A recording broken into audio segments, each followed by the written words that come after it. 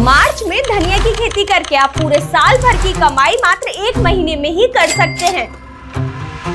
A to Z पूरी जानकारी बताऊंगी, लेकिन उससे पहले चैनल को सब्सक्राइब नहीं किया है तो कर लीजिए और कमेंट में आपके यहाँ पे धनिया का क्या भाव चल रहा है जरूर बताएं। धनिया एक ऐसी फसल है जो कम खर्च में कम समय में मात्र 30 से 35 दिन में तैयार हो जाती है। तो अब मेन सवाल ये है कि हमें इस टाइम पर धनिया की बुआई कब करनी चाहिए, कैसे करनी चाहिए और कौन से बीज को उपयोग में लेना चाहिए, और सबसे मेन जानेंगे वो तरीका जिसे आजमाने से धनिया का अंकुरण 100% होगा ही। तो बिना स्किप करे इस वीडियो को आखिरी तक जरूर देखें।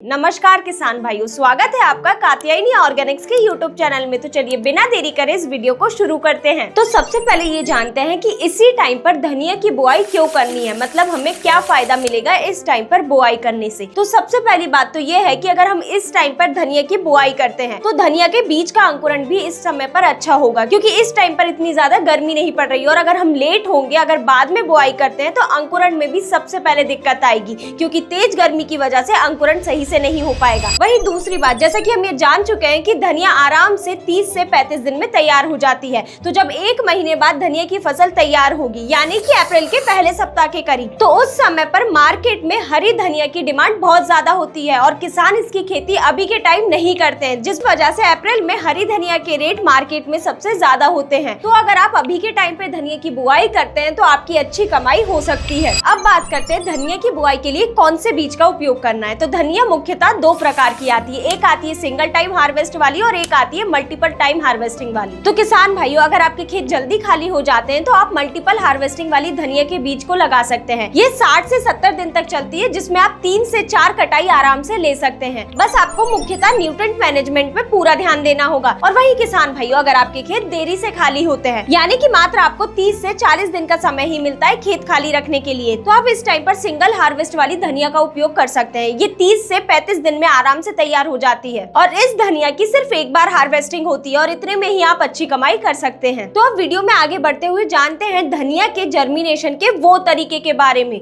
जिसे अपनाकर आप 90% तक का अंकुरण ले सकते हैं। लेकिन उससे पहले अगर आप भी धनिया की खेती करने का सोच रहे हैं तो चैनल को जरूर सब्सक्राइब कर लीजिए। तो किसान भाइयों, जब भी हम धनिया की बुआई कर रहे हैं तो हमें कभी भी साबुत बीज को उपयोग में नहीं लेना है, हमें हमेशा फूटे हुए बीज को ही उपयोग में लेना है। यानी कि हमें बीज के 2 टुकड़े कर ही हमेशा बुआई के लिए उपयोग में लेना है। फिर इसके बाद इस बीज को एक सूती कपड़े में बांधकर इसकी पोटली बनाकर हमें पानी में 5 से 10 मिनट के लिए भिगोकर रखना है। फिर उसके बाद इस पोटली को पानी से निकालकर हमें अंधेरे वाली जगह में 72 से 48 घंटे के लिए रख देना है, यानी कि 2 से 3 दिन के लिए छोड़ देना है। फिर जैसे ही बीज का अंकुरण होना शुरू हो जाए तब हमें इस बीज की बुआई कर देना है। अगर हम इस तरीके से धनिया का अंकुरण करते हैं तो 90% तक बीज का अंकुरण होता है और आगे चलकर पैदावार भी अच्छी देखने को मिलती है। और सबसे अच्छी बात तो यह है कि इस बीज को आप ब्रॉडकास्टिंग विधि द्वारा या फिर सीड ड्रिल द्वारा खेत में आराम से बुआई कर सकते हैं। तो अभी तक के वीडियो में हमने ये जान लिया कि इस समय पर धनिया की बुआई क्यों करनी है,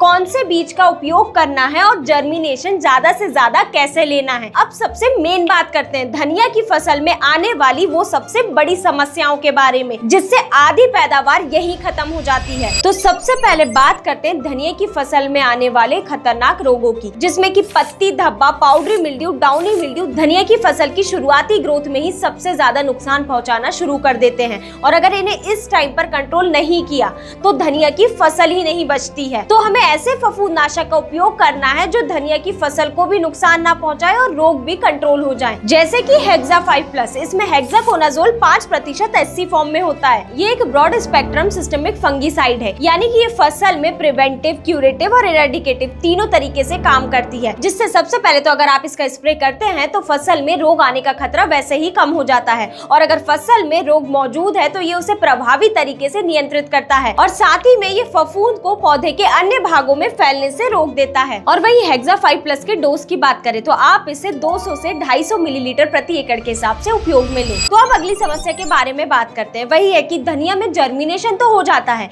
लेकिन उसमें फुटाव अच्छे से नहीं आता, मतलब कि टिलरिंग अच्छे से नहीं होती है और जो पत्ते आ रहे होते हैं उनका साइज चौड़ा नहीं होता, पत्ते पीले पड़ना शुरू हो जाते हैं, उनमें हरापन किसी भी तरह का दिखाई नहीं देता है और इसी समस्या के चलते फसल की ग्रोथ वहीं की वहीं रुक जाती है। तो इसे कंट्रोल करने के लिए आप NPK 19-19-19 के साथ सीवीड एक्सट्रैक्ट को मिलाकर स्प्रे कर सकते हैं। तो अगर आप NPK 19-19 और सीवीड एक्सट्रैक्ट का स्प्रे करते हैं तो फसल में कल्ले भी अच्छे से बनेंगे और पत्तियों में गहरा हरापन भी आएगा और पत्ती अच्छी चौड़ी बनेंगी। तो अब बात करें दोनों के डोज की, अगर आप NPK 19-19 को उपयोग में ले रहे हैं तो आप इसे आधा किलो प्रति एकड़ के हिसाब से स्प्रे करें और वहीं सीवीड एक्सट्रैक्ट को आप 250 ml प्रति एकड़ के हिसाब से स्प्रे में लें। तो किसान भाइयों, अगर आप भी धनिया की खेती करने का सोच रहे हैं और आपके मन में किसी भी प्रकार का सवाल है तो कमेंट में जरूर लिखें, हमारे कृषि विशेषज्ञ आपसे जरूर संपर्क करेंगे। अगर आपको ये वीडियो पसंद आई हो तो लाइक करें और चैनल को सब्सक्राइब करना ना भूलें। धन्यवाद।